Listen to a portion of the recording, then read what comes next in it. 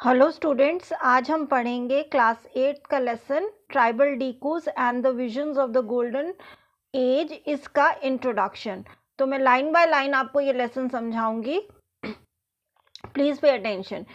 In 1895, a man named Birsa was seen roaming in the forest and the villages of Chota Nagpur in Jharkhand. People said he had miraculous powers. He could cure all diseases and multiply grains. Birsa himself declared that God had appointed him to save the people from trouble, free them from slavery of Dikus. Soon thousands began to follow Birsa, believing that he was a Bhagwan and had come to save the problems.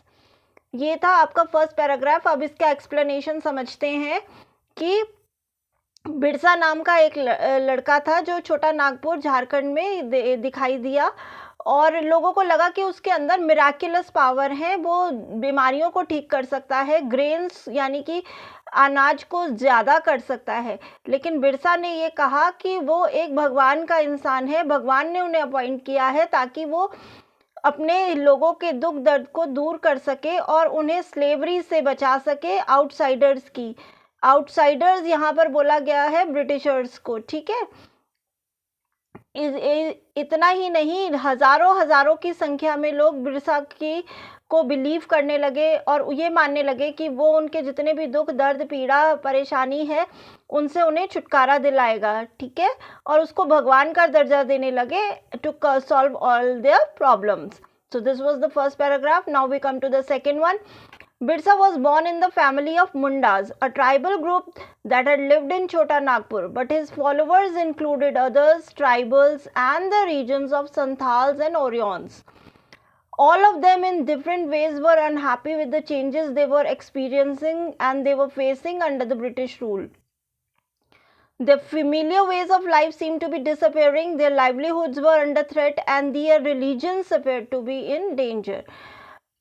अब second paragraph हमको बता रहा है कि बिरसा जो था वो मुंडा family यानी कि एक ट्राइबल ग्रुप है जिसका नाम मुंडा है, उसमें छोटा नागपुर में रहता था और उसी में पैदा हुआ था। और उसके फॉलोवर्स उसी के ग्रुप के लोग होने के अलावा कुछ और ट्राइबल ग्रुप्स थे जिनका नाम था संथाल्स और ओरियंस, ये भी रहते थे और उसके फॉलोवर्स थे, क्योंकि ये सब लोग किसी ना किसी तरीके से अनहैप्पी थे ब्रिटिशर्स से। क्योंकि ब्रिटिशर्स के आने के बाद जो उनका जो हज़ारों सालों से जिस तरीके से वो रह रहे हैं, अपनी रोजी रोटी कमा रहे हैं, वो डिसअपेयर होने लगा था। यहाँ तक कि उनकी जो रिलीजन थी, जिस तरीके से वो पूजा पाठ करते थे, उस पर भी उन्हें लग रहा था कि वो भी उनसे छीना जा रहा है हक। Now we come to the next paragraph. What problems did Birsa set out to resolve? Who were the outsiders being referred to as Rikus? And how did they enslave the people in the religion?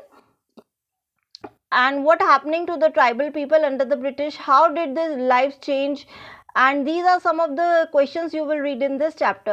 So this paragraph is telling us that what we are going to study in this lesson. We are going to study about the Dikus. Dikus किनको कहा गया है इस lesson में? Britishers के आने के बाद जो ट्राइबल लोग थे, जो जंगल में रहते थे, जिनको आदिवासी भी कहा जाता है, उनको क्या क्या प्रॉब्लम्स होने लगी और उनकी प्रॉब्लम्स को बिरसा ने किस प्रकार सॉल्व किया। Now we come to the next paragraph. You have read about the tribal societies last year. Most tribes have customs, rituals that were very different from those laid down by the Brahmins. These societies also do not have sharp social divisions that characterize the caste societies. All those who belong to the same tribe thought themselves as sharing the common ties of kinship. However, this did not mean that there was no social and economic difference within the tribes. Now this paragraph is trying to tell us कि पिछले साल आपने जो lesson पढ़ा था tribals के बारे में, उसमें आपने काफ़ी जानकारी इकट्ठी कर ली है, ट्राइबल लोगों के कस्टम्स, रिचुअल्स, किस तरीके से वो रहते हैं, और ये भी जाना कि एक ट्राइब के लोगों में आपस में बहुत ज़्यादा भेदभाव नहीं होता।